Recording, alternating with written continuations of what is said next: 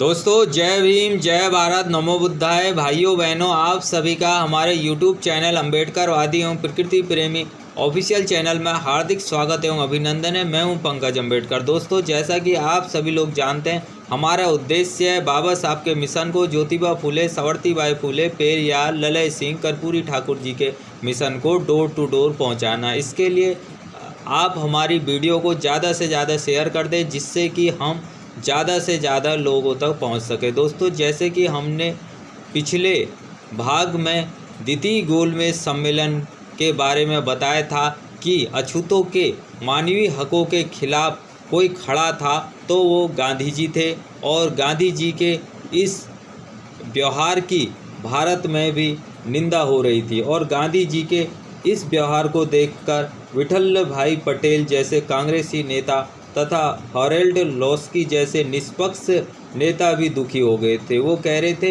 ये गांधी तो अपने को महात्मा कहते हैं, और महात्मा होके भी ऐसे व्यक्ति हैं जो एक समाज को हक हकूक़ से वंचित रखना चाहते हैं। दोस्तों आगे की कहानी शुरू करते हैं। गांधी जी के अछूत विरोधी व्यवहार की भारत में निंदा। डॉक्टर अंबेडकर को महात्मा जी की अंदरूनी राजनीति का अच्छी तरह पता चल गया कि वह एक दूसरे समुदाय को लड़ाने की कोशिश कर रहे हैं ताकि कांग्रेस का वर्चस्व कायम रहे। डॉक्टर अंबेडकर की सूझबूझ ने न केवल अछूतों के पृथक प्रतिनिधित्व की मांग को मंजूर करवाया, बल्कि जिस तरह कांग्रेस ने गांधी जी को अछूतों का नेता घोषित किया था, उसकी असलियत को भी सामने लाकर दोनों के दावों को ख़त्म कर दिया। लंदन में उन दिनों गांधी जी मिस म्यूरी लेस्टर के यहाँ ठहरे हुए थे। उन्होंने डॉक्टर अंबेडकर के दृष्टिकोण को जानने के लिए मुलाकात की। वह दोनों नेताओं से प्रभावित हुई और दोनों को चाय पार्टी के लिए आमंत्रित किया ताकि उनके बीच कोई समझौता हो सके। अंबेडकर ने माना कि गांधी जी के मानवीय आधार पर अछूतों के लिए कुछ काम किया है और छुआछूत मिटाने की कोशिश भी की है, लेकिन जहां अछूतों की समस्याओं का स्थायी समाधान ढूंढने की बात आती है तो दोनों के मौलिक विचारों में फर्क सामने आ जाता है। अंबेडकर द्वारा गोलमेज सम्मेलन में रखी मांगों के प्रति गांधी जी के विरोधी व्यवहार की पूरे भारत के दलितों की तीखी प्रतिक्रिया और निंदा हुई। All India depressed class conference के गुड़गांव अधिवेशन में भी गांधी जी की अछूतों के प्रति विरोधी भूमिका की कड़ी निंदा की गई। कांग्रेस के दावों को झूठा बताते हुए सिर्फ अंबेडकर की लीडरशिप में ही आस्था जताई। भारत के हर भाग से आम सभाएं कर अछूतों ने गांधी जी पर विश्वास न करने संबंधी टेलीग्राम भेजे। इनमें तिरुनेलवेली, रॉबर्टसन, मद्रास, करनाल, चिदम्बरम, कालीकट, बनारस, कोल्हापुर, नागपुर, कानपुर, बेलगाम, धाकड़, नासिक, हुबली, अहमदाबाद, कोलंबो प्रमुख थे। अंबेडकर को इस बात का संतोष था कि लंदन में किए गए कार्यों का भारत के दलितों ने पूरा समर्थन दिया। इससे हिंदू महासभा के डॉक्टर मुंजे जैसे विरोधियों को भी लंदन से हिंदुओं के नाम अपील जारी करनी पड़ी, जिसमें नासिक के कलाराम मंदिर के द्वार अछूतों के लिए खोल देने का आग्रह किया गया था। डॉक्टर अंबेडकर द्वारा अछूतों के लिए अलग प्रतिनिधित्व की मांग से गांधी जी बहुत दुखी हुए। उनकी दृष्टि में डॉक्टर अंबेडकर उतने दोषी नहीं हैं जितनी ब्रिटिश सरकार। उनका मानना था मुसलमान, सिखों और अल्पसंख्यकों के साथ अछूतों को भी अलग प्रतिनिधित्व देकर ब्रिटिश सरकार हिंदू समाज को बांटने पर तुली है। लंदन में भारतीय विद्यार्थियों की एक सभा में गांधी जी ने कहा, डॉक्टर अंबेडकर के लिए मेरे हृदय में गहरा सम्मान है। उन्हें मेरे प्रति नाराज और कटु होने का पूरा अधिकार है। यह उनका संयम ही है कि वह हमारा सिर नहीं फोड़ रहे हैं। वह आज हर सवर्ण हिंदुओं को अछूतों का पक्का विरोधी मानते हैं और उनकी यह सोच स्वाभाविक भी है। डॉक्टर अंबेडकर व पूरा अछूत समाज हिंदू समाज द्वारा सदियों से दिए जा रहे घावों से लहूलुहान था, इसलिए प्रतिक्रिया होनी स्वाभाविक थी।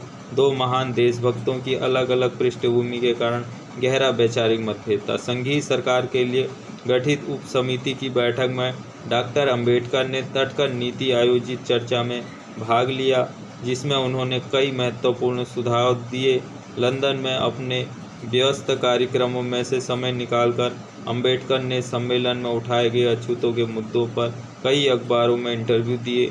इंस्टीट्यूट ऑफ इंटरनेशनल अफेयर्स में उन्होंने जो भाषण दिया, उनके साथ विरोधियों द्वारा किया जा रहा दुष्प्रचार बंद हो गया। दोस्तों, गांधी जी के इस व्यवहार की संपूर्ण भारत में निंदा हो रही थी और जगह जगह से बाबा साहब के लिए टेलीग्राम से भेजे जा रहे थे और अंबेडकर जी को संतोष था कि लंदन में जो कार्य किए जा रहे हैं उनका बहुजन समाज का, दलित समाज का पूरा समर्थन मिल रहा है और इससे हिंदू महासभा के डॉक्टर मुंजे जैसे विरोधियों को भी लंदन से हिंदुओं के नाम अपील जारी करनी पड़ी कि नासिक के कालाराम मंदिर अछूतों के लिए खोल दिए जाए।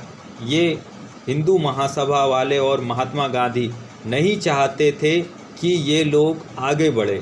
वो चाहते थे कि ये ज़िंदगी भर हमारे तलवे चाटते रहे और हमारा ही ये काम करते रहे, जिससे कि हिंदू समाज बना रहे, क्योंकि हिंदू समाज की सारी नींव बहुजन समाज पर टिकी है। जिस दिन बहुजन समाज हिंदू समाज से कट जाएगा, हट जाएगा साइड, उस दिन हिंदू समाज ताश के पत्ते की तरह बिखर जाएगा और एक रेत की इमारत की तरह ढह जाएगा। और हिंदू समाज के नहीं चाहते हैं कि बहुजन समाज उनसे अलग हो और ये भी नहीं चाहते हैं कि साथ रहे, लेकिन बहुजन समाज हक हकूक़ से वंचित रहे। ना उसको रोज़गार मिले, ना उसको आरक्षण मिले, ना उसके पास अच्छा रहने के लिए घर हो, ना उसके लिए अच्छा खाना पीना हो, ना उसकी सेहत ठीक हो, वो उनके हाथ की कठपुतली हो, ना उसके पास ज़मीन हो और समय बेसमय उसके साथ मारपीट की जाए और वो ऊ तक ना करे। वीडियो को ज़्यादा से ज़्यादा शेयर कर दें। जय भीम, जय भारत, नमो बुद्धाय। हिंदू समाज बहुजनों का पूरी तरीके से विरोधी रहा है, शोषक रहा है। जय भीम।